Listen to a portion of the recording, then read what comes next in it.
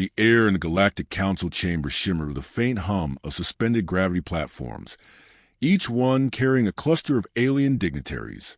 Above them, crystalline spires rose into the ceiling like frozen lightning bolts, refracting pale blue light over the polished floor.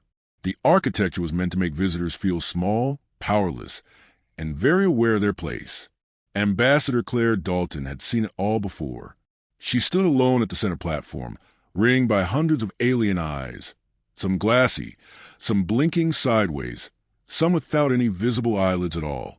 Their expressions were the same mix of smugness and polite dismissal she had grown accustomed to since the day humanity first set foot in this chamber.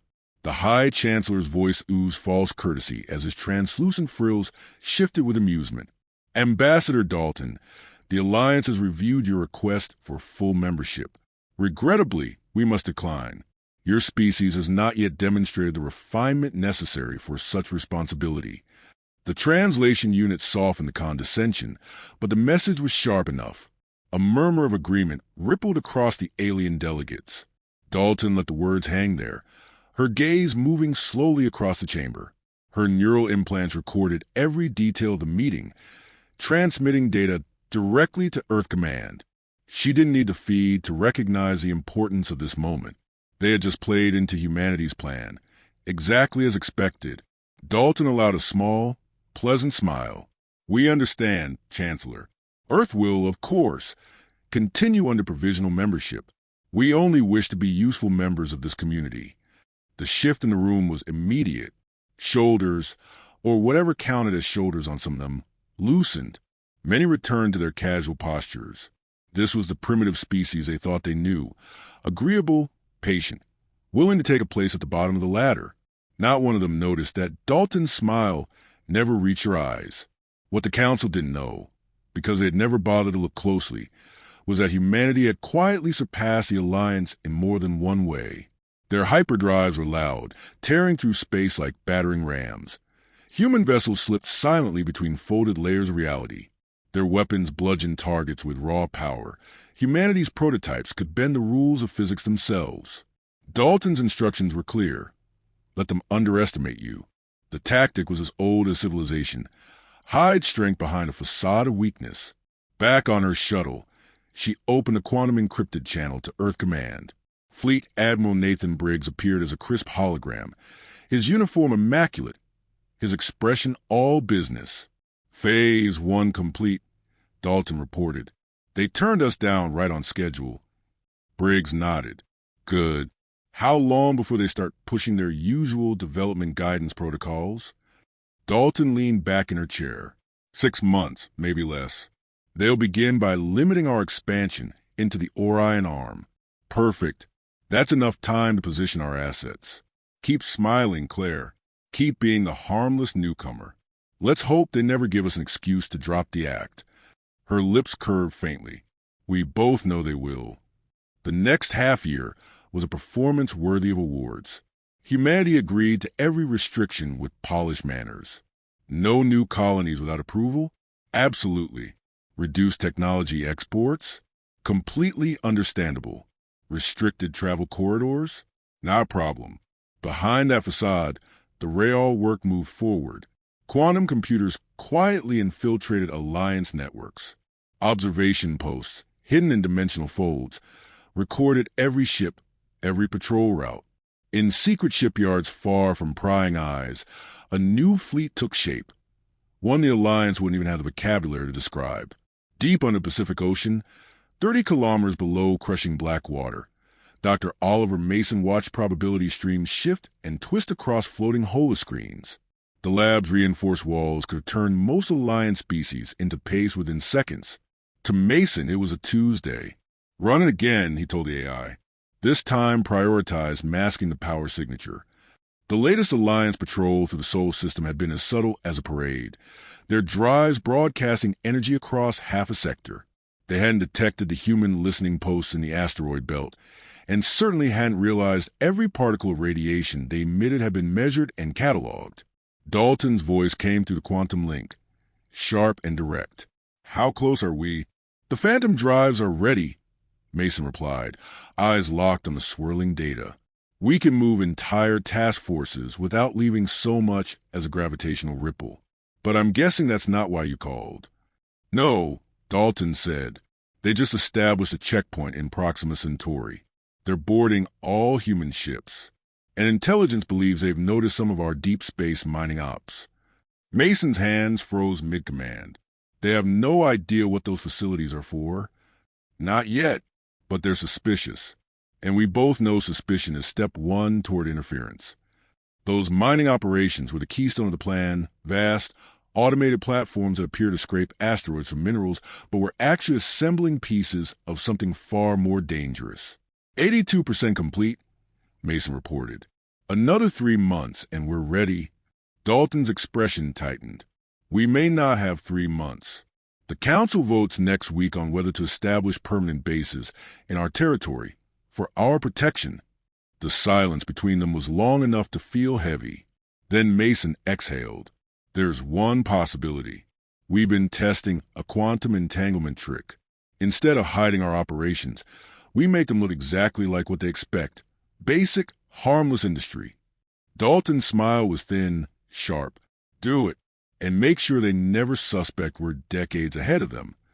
As the connection closed, Mason keyed in the new protocols. Across human space, probability field shifted. Reality itself bent ever so slightly. To the Alliance, everything would appear boringly primitive. The freighter Haven's reach drifted through the black, its hull covered in scuffs and heat scars that made it look older than it was. That was deliberate. Any Alliance patrol scanning, it would see a vessel barely worthy of its registration. What they wouldn't see was the array of hidden sensors mapping every ship in a 100-million-kilometer radius. Captain Louise Carter sat in the worn pilot's chair, sipping a coffee that had long since crossed a line from bitter to downright offensive. Another scan sweep coming in, he muttered. They're close enough I can smell they're overcompensating. From the co-pilot seat, Ensign Mara pierced Ray's an eyebrow. You can smell alien ships now?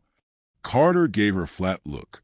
You'd be surprised what 20 years of dealing with the Alliance can do to your senses. And yes, the smell is smug. The patrol cruised past, oblivious to the fact that Haven's Reach was transmitting real-time data to one of the many mining platforms scattered across the sector. Platforms that were, in reality, pieces of something far larger.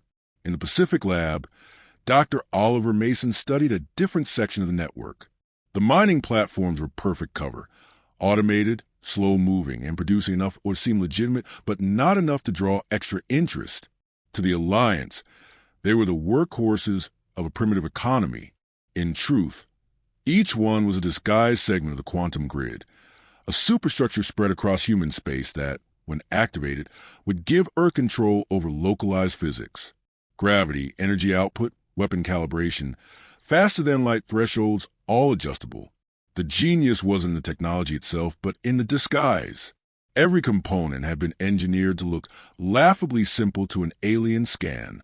No piece, on its own, hinted at what it was part of. Mason reviewed the latest assembly updates. 83%, he muttered, more to himself in the AI. We're almost there. The AI's voice was calm and even. Alliance activity is increasing in multiple sectors. Probability models indicate a 62% chance of them implementing direct monitoring protocols within 90 days. Mason leaned back, rubbing the bridge of his nose. Of course they are. Nothing says trust like a heavily armed babysitter. Meanwhile, in Earth Command's secure chamber, Fleet Admiral Briggs and Ambassador Dalton were already anticipating the next problem. They're voting next week, Dalton said. If they approve those permanent bases, we lose the ability to activate the grid without tipping our hand. Briggs' expression didn't change, but the set of his jaw did. What are our options? Dalton glanced at Mason's last report. He's working on something called Quantum Mirage. Essentially, it feeds the Alliance exactly the readings they expect. They'll think they're watching or being mined and processed while the grid comes online right under them. Briggs let out a low whistle. Risky, if they catch us. They'll try to erase us, Dalton finished for him. Out in deep space, one of the disguised platforms adjusted its orbit. The movement was calculated down to the centimeter, part of the long game. In 4 months, assuming the Council didn't get nosy, the quantum grid would be ready. And when it was ready, the balance of power in the galaxy would tilt so sharply that no one would be able to pretend humans were the junior species anymore. Dalton turned away from the holographic display. They've underestimated us for years. Let's make sure they keep doing it just a little longer. For now, every smile she gave them would be as hollow as their promises of partnership. The research station Hope's Horizon circled Europa like a patient hunter, its silhouette small against Jupiter's vast glare. From a distance, the place looked tired, a patchwork of dull metal plating, scorch marks from micrometeor impacts, and long repair seams welded by hand instead of automated precision tools. Every imperfection was intentional. To the Alliance, Hope's Horizon was a modest human outpost with limited capabilities, its only purpose to conduct low-priority medical research. They could not have been more wrong. Inside the central lab, Dr. Evelyn Ross was adjusting a quantum harmonics calibrator when the AI reported entanglement field stable, biolink efficiency at 99.6%, neural phase drift within safe tolerance. She exhaled slowly, watching the shimmering lattice of probability data unfold across her holoscreens. This was her life's work, and it wasn't just groundbreaking. It was forbidden by the Alliance's own laws. Instant consciousness transfer across any distance with zero signal degradation. No delays, no interceptions, no possibility of eavesdropping. Not even the Alliance's best could touch it. If the Council ever realized what the station could do, Hope's Horizon would vanish under a barrage of regulatory compliance fire. Ross's reverie ended when a low, deliberate proximity alert cut through the room. Not the quick triple beat of routine traffic. This was a slow, unblinking tone, the kind that meant trouble. She pulled up the approach feed. A gray, needle-shaped inspection vessel was closing in. Alliance colors. 3rd visit this month. They must really like our coffee, she muttered. Quantum Mirage protocols engaged, the AI reported. All external scans now reading as class. 3 medical facility with standard life support systems. Good, Ross said, tightening her ponytail. Let's give them the usual boring numbers. But the incoming vessel didn't slow to a routine approach. It kept coming. Attention, Human Research Station, came the commander's voice through the comm, clipped and humorless. Our scans detect unregistered energy signatures. Prepare for boarding and inspection. Ross frowned, her fingers moving across the controls. This is Dr. Evelyn Ross of Hope's Horizon. We are operating under Section 7 of the Provisional Agreement. Our work here benefits 3 sectors, and we are fully authorized. The voice cut her off. Your species has repeatedly demonstrated a failure to follow proper technological protocols. We are authorized to use force if necessary. Her gut tightened. The quantum mirage was flawless. It should have fooled them. Unless she ran a diagnostic. The results turned her blood cold. They've upgraded their scanners, she whispered. Affirmative, the AI replied. New array appears capable of detecting partial quantum phase anomalies. Probability of detecting concealed tech has increased to 47%. Ross began the emergency data transfer without hesitation, pushing critical research through the entanglement network toward secure facilities in human space. It was a delicate process. The slightest disruption could corrupt years of work. Then the first shot came. Later, the Alliance would call it a calibrated disabling burst. But it struck one of the station's quantum field generators dead on. The result was chaos, the generator collapsing on itself, triggering a quantum surge that ripped through 3 decks in less than 2 seconds. Atmosphere vented violently, bulkheads buckled, and fire suppression systems flooded corridors with freezing vapor. Ross heard the screams over comm channels. Short, panicked, cut off mid-breath. Deck 4 breach. Deck 5 breach. Deck! The AI's voice was drowned in a chorus of alarms. Red light strobed across the lab as Ross slammed her palm onto the emergency evacuation control. Pods began launching from every accessible bay. 23 people were dead before she even reached the nearest hatch. 5 of them weren't even human, Alliance citizens here on joint research visas. The Alliance ship didn't fire again. It didn't need to. The damage was already done.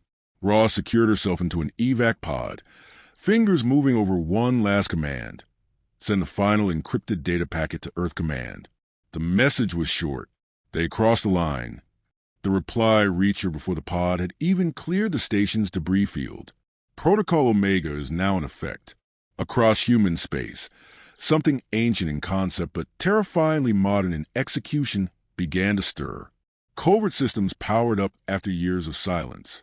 Shipyards that officially didn't exist brought online fleets no alien had ever seen. And the quantum grid, incomplete but functional, started to hum with stored potential. In the heart of the Galactic Council chamber, Ambassador Claire Dalton was enduring yet another lecture from High Chancellor Thavik, who was in the middle of explaining, with great satisfaction, why technological patience was a virtue for young civilizations. Her wrist implant buzzed. One glance at the secure feed was all she needed. She stood. "This session is over," she announced, cutting across the Chancellor's words. The sudden silence was almost a physical thing. Hundreds of alien eyes turned toward her. Humanity is withdrawing from provisional membership agreement, effective immediately. "You cannot simply," Thavik began. 23 people are dead," Dalton said, her voice like a blade. 5 of them are your citizens. And you dare to lecture us about responsibility? Another counselor leaned forward, voice dripping disdain. "Is that a threat, Ambassador?" Dalton's smile was small, deliberate, and not remotely warm. "No, that is a statement of fact." She let her gaze sweep the room. "For years, you have treated us as primitives, contained us, lectured us. Did you ever once ask why a species that evolved on a death world would choose to appear harmless?" In Earth Command's secure war room, Fleet Admiral Briggs received her transmission. His answer was immediate. "Activate the grid." They came in numbers designed to send a message. 1,000 warships, cruisers, carriers, heavy destroyers, emerged from faster-than-light, imprecise, formation-perfect waves. Their drives flared like miniature suns, flooding human space with show of raw power. From the tactical observation deck of Earth Command, Fleet Admiral Nathan Briggs watched the holographic map bloom with hostile signatures. They surrounded key human colonies and trade hubs and overlapping arcs, a net of firepower so dense it would seem suicidal to resist. "Admiral," the comm officer reported, "Alliance fleet strength confirmed at 1,014 ships. Multiple flag-level command vessels, weapons charging across the board." Briggs nodded once. "Status of the grid?"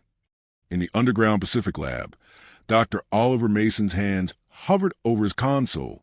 "All nodes synchronized. Reality anchor stable.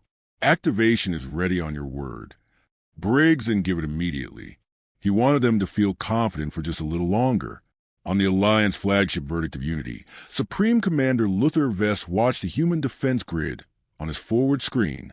The readings were unimpressive. A scattering of frigates, outdated defense platforms, and undergun stations. "Primitive," one of his adjutants scoffed. "They'll fold inside of an hour." Vess gave a slow, deliberate nod. "They will submit before it comes to that. Once they see the scale of our presence, they'll—" He stopped mid-sentence. His sensors began feeding him numbers that didn't make sense. Back in the council chamber, Ambassador Claire Dalton's voice came over an open channel, broadcast to every Alliance ship at once. "For years," she said, her tone calm but edged with steel, "you have limited our technology, dictated our expansion, and treated us as children playing with dangerous toys. Today, you will learn why species from Deathworld survive." On Briggs' order, Mason activated the grid. The effect wasn't a blast or a weapon strike. It was far quieter and infinitely more devastating. In an instant, the laws of physics inside human space shifted. Alliance targeting systems refused to lock. Their weapons hummed, but power output bled into nothing. FTL drives spun up, but failed to breach light speed thresholds. Navigation AI reported gravitational fluctuations that shouldn't exist. Even basic sensor readings came back warped and useless. On the Verdict of Unity, Vess barked orders that changed nothing. "What have you done?" he demanded into the comm. Dalton's voice returned, level and unhurried. We've changed the rules. The quantum grid allows us to adjust fundamental constants within its reach. Your weapons rely on physics behaving in very specific ways. We've modified them. Across the occupied zones, Alliance crews scrambled to adapt. They could still maneuver, still talk to each other, but the overwhelming advantage they had brought with them was gone, and the humans weren't finished. From a secondary control hub on Earth, Dr. Evelyn Ross, now fully integrated into the grid's command network, initiated Phase 2. Quantum consciousness relays activated across every human ship and station, linking them into a single, seamless coordination net. Orders, sensor feeds, targeting data, everything flowed instantly between them, beyond the reach of interception or delay. Briggs' voice joined the transmission. You've been watching us for years. Everything you've seen was what we wanted you to see. You never once asked why we made it so easy. As if on cue, ships the Alliance had dismissed as outdated began dropping their false profiles. Hull plating shimmered and fell away to reveal sleek vessels laced with quantum engineering, drives that bent reality instead of shoving through it. Weapons designed to function no matter what local physics dictated. Dalton's voice carried through the channel again. Your hour is up. Leave our space. And you may keep telling yourselves you're still the dominant power in the galaxy. Stay, and we will show you what we've really been hiding. In Mason's lab, the final phase of the plan spun into motion. The grid pulsed once, and across the galaxy, every Alliance military installation, every secret weapons depot, every hidden fleet yard, lit up like flares on every known sensor system. Dalton didn't raise her voice, but the weight of it filled every speaker in the fleet. We could erase your military capability completely, but we understand the responsibility of power. This is your choice. Leave peacefully or lose everything. On the verdict of unity, Supreme Commander Vest clenched his jaw, eyes locked on the shifting tactical map. Every path forward was a trap. Every move they made had already been anticipated. And for the first time in decades, the Alliance fleet began to retreat. One standard galactic month after the retreat, the Alliance Council chamber looked exactly as it always had. Crystalline spires, hovering platforms, the polished floor reflecting 100 alien shapes. But the atmosphere had changed. The condescending smiles were gone. The lazy posture species who assumed dominance was gone. In their place was something humanity had wanted for years but had never received: respect. Ambassador Claire Dalton stood at the center, the same position where she had once been politely dismissed as a representative of a developing species. This time, the chamber was silent as she began. The restructuring proposal is straightforward, Dalton said, her voice steady. Single-species dominance is over. The new Galactic Cooperative will operate on principles of mutual benefit, equal access, and shared technological advancement. High Chancellor Thavik, noticeably more restrained in both tone and body language, raised a tentative appendage. And the quantum grid? Dalton didn't hesitate. It remains active, but it will be maintained under multinational oversight. Humanity has no interest in replacing the Alliance as the new oppressor. We offer partnership, not domination. That part was true, but the reality was more complicated. The grid had done more than neutralize the Alliance fleet. It pulled the curtain back on decades of corruption and suppression. Civilizations once labeled primitive had been deliberately stalled. Resources claimed to be rare had been stockpiled in secret. The revelations had spread like wildfire through the galaxy. Dr. Evelyn Ross, now heading the Quantum Research Initiative, had been working nonstop. Quantum-based medical technology was already curing diseases thought to be permanent. Transportation networks were being re-engineered using quantum tunneling, reducing journeys of weeks to seconds. Still, mistrust lingered. From the central platform, a representative from one of the former core worlds asked, "What guarantees do we have that humans will not abuse the grid as the Alliance once abused its power?" Dalton didn't answer immediately. Instead, she gestured to Dr. Oliver Mason, seated at a secondary control terminal. Mason keyed in a command, and the quantum grid's hum deepened, reverberating faintly through the chamber floor. Every delegate present suddenly experienced something alien to them, the ability to perceive quantum states naturally, if only for a moment. The universe unfolded in threads of shimmering possibility, a lattice of connections binding worlds, species, and events in ways they had never imagined. This, Dalton said softly, is how humanity sees the galaxy, not as something to be conquered, but as something to be understood and worked with. We evolved on a death world, yes, but it taught us more than survival. It taught us adaptation, cooperation, and the wisdom to know that true strength lifts others instead of pushing them down. In orbit above Earth, Fleet Admiral Nathan Briggs watched the council session through the grid's network feed. The same Alliance fleet that had once entered human space in force was now participating in joint training exercises with human ships. Not because they trusted humanity entirely, but because they no longer had a choice. They're adapting faster than expected. Mason observed from his own console in the lab. Fear is a motivator, Briggs said, but hope is stronger. Give them something worth believing in, and they'll defend it as their own. Change spread beyond politics and military cooperation. Quantum engineering schools open on worlds that have been isolated for centuries. Former rivals found themselves linked in instantaneous communication networks. The grid became less a weapon and more a shared lens, letting species literally see the galaxy from each other's perspectives. Back in the chamber, Dalton gave her closing statement. We spent years pretending to be less than we were, not out of fear, but out of hope that force would never be necessary. Even when provoked, we demonstrated our power without destruction. This is our legacy to the galaxy. Not domination, but illumination. Not restriction, but possibility. The vote was unanimous. The Galactic Cooperative was born. Later that evening, Dalton received a secure transmission from Briggs. Phase 1 of the Renaissance is complete, she reported. They're ready for the next step. And the hardliners? Briggs asked. Coming around, Dalton replied. Perspective changes when you're shown a better way forward. The galaxy was ready for change. They just needed someone to prove it was possible. She ended the call and turned toward the observation window. Outside, the stars were no longer just points of light. They were connected by faint, pulsing quantum streams, visible now to every species in the galaxy. We prepared for war, she murmured to herself, and instead created something that could make war obsolete. Somewhere, far across those connected skies, a young being looked up at the new patterns glowing faintly above their world. For the first time, they understood what humans had known all along. The universe wasn't something to fight against, but something to dance with. The age of fear was over. The age of understanding had begun.